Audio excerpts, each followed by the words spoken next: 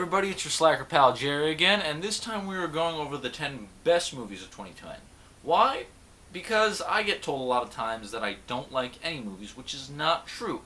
So I felt I should put it on the record and give you what I felt were the best movies of this year. Number 10, Splice. Creature features are movies that you rarely see anything interesting done with these days. That's mostly because Hollywood has lost interest in any monster that doesn't sparkle, which makes the only haven for monsters these days a deplorable Sci-Fi Channel. This movie changes that by taking a classic Frankenstein story and doing some pretty amazing things with it. It handles the ideas of fears concerning science, egotism, and even the mothering instinct and shows their dark side, which is always a positive thing for horror. Special mention definitely has to go to actress Delphine Seyonnik, hope I pronounced that right, as the creature Drent, whose mere presence in this film ensures quite a bit of creepy pornographic fan art. I've met some people who also really don't like the film, and I'm pretty sure the deciding moment is going to be less than 10 minutes into the film for everyone. If you find yourself able to like the movie that far, I'm sure you'll be pretty rewarded. Number 9, Iron Man 2. Okay, yeah, this movie is mostly on here for me, but I can't help it. Yeah, the script is pretty aimless in the second act, and yeah, as hot as Scarlett Johansson is as the Black Widow, every line she delivers stops the movie flat. But everything bad about this movie is saved by something great. Robert Downey Jr. could charm the hell out of you while reading the phone book. Mickey Rourke delivers a surprisingly great performance, and the action is absolutely great. This movie pops in ways that few superhero movies ever do, allowing itself to be just as crazy as needed without losing its grounding. The effects are great, the actors are charming, and oh, two robots fight while a Queen Daft Punk mashup plays. Number 8, Shutter Island. I love psychological horror, and this year was a surprisingly strong year for it. One of the most pleasant surprises of the movie was Ben Kingsley, who I had thought had long since been banished to blockbuster villain hell, playing the extremely creepy Dr. Crowley. Scorsese seems to be using our meta-knowledge of, hey, that's the guy who's the villain in almost every other movie, to wreak havoc in this movie and on Teddy, played by Leonardo DiCaprio. There was a lot of negative buzz about this movie due to the twist ending, but this movie shows that it's not about where you go so much as it is how you get there. Number 7, Inception. Inception is by no means a perfect movie. The ending made me want to heave, and the motif was over-reliant on city streets and high-rises full of rich people. That doesn't keep this movie from being great, though. The idea is well realized and presents challenging questions about the nature of dreams, which is what science fiction is supposed to do. For all my problems with the movie, there are the uncertain half-smile on the Mona Lisa, an uncanny valley effect where similar flaws in a lesser movie would seem minuscule. Also, holy crap, Leonardo DiCaprio is in 2 movies this year.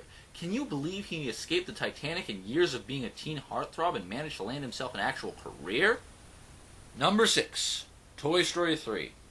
I've often gone on record that being aimed at children is no excuse for a movie to half-ass it, and Toy Story 3 is proof of that. Let's step back and examine what this movie is and the ensuing craziness. This is a movie about toys, mortality, growing up, and it's the Divine Comedy with a Wild West sheriff and a space ranger. Would you believe that a great emotional movie could be made with those themes? How did that happen? Well, with strong character work and a deep understanding of how nostalgia works. Toy Story 3 plugs at those memories for all they're worth, without becoming so saccharine as to become unenjoyable or deny hope for the future. This has been a great series of movie, and Toy Story 3 might be the best.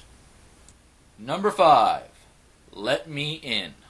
Oh, I know this is going to be the one people get pissy at me for, but Let Me In is actually a really, really good remake.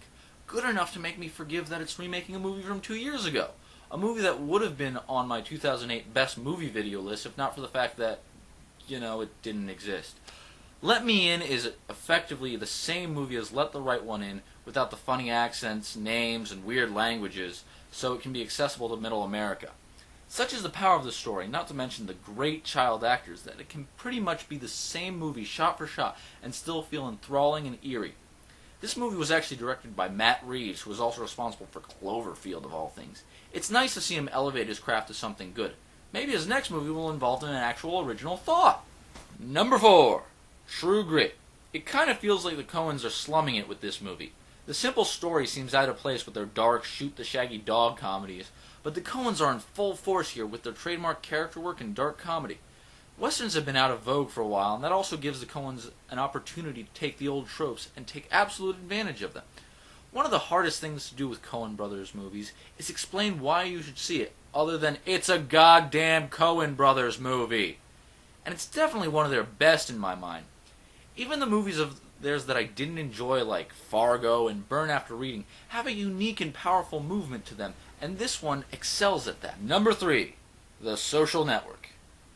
If you were going to tell me that I was going to watch a movie that was a combination of Rashomon and the story of Facebook, and then on top of that, tell me it was going to be one of the 5 best movies of the year, I would probably have punched you in the face on basic principle. Hell, I was rolling my eyes when I saw the trailers for it. Let it never be said that I am not humble enough to admit my instincts are wrong. Such is the work of Aaron Sorkin that he can make what could have potentially been a disastrous and boring legal drama a fantastic character study of genius and how it affects those around them. It's definitely the dark horse winner in this list, clipping me the hell out of nowhere. Number 2, Black Swan. The closest we'll ever come to a film capturing the spirit of Silent Hill has been made here. A lot of people saw this movie was about ballet and their eyes glazed over. They thought it was a pretentious art film, I guess.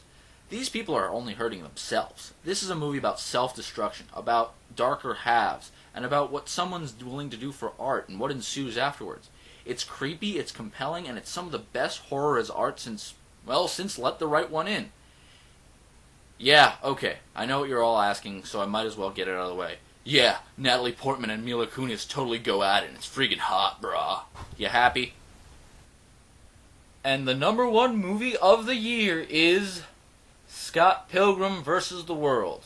I had no choice. The hipsters made me do it. Trust me when I say I'm more surprised than you are. I'm not even a fan of this comic, and I trust that I'm not the only one who's tired of Michael Cera.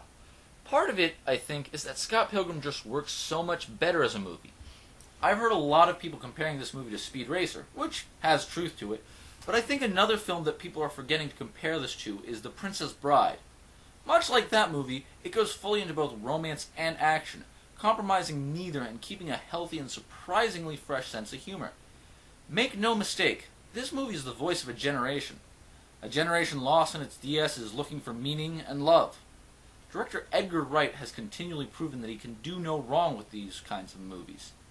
I know a lot of people are going to be angry at this choice as well, but I can't think of a movie I'd rather have as my number 1. And those were my best 10 movies of the year. I hope you enjoyed it. I also hope you had a happy Christmas. I also hope you're going to have a happy New Year.